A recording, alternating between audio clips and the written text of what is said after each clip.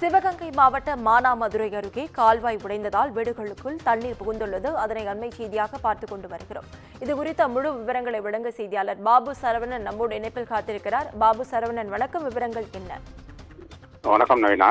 சிவகங்கை மாவட்டம் மானாமதுரையில் உள்ள மேலப்பசலை கிராமத்தில் நேற்று இரவு கரிசக்குளத்தில் உள்ள கால்வாயில தண்ணீர் திறந்து விட்டுருக்காங்க.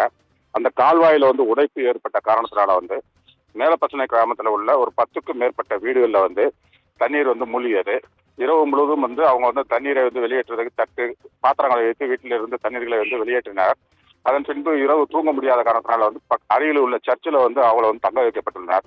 தற்பொழுது ஒரு கட்சியினர் அவர்களுக்கு உணவுகள் வழங்கிட்டு இருக்காங்க. நவீனா,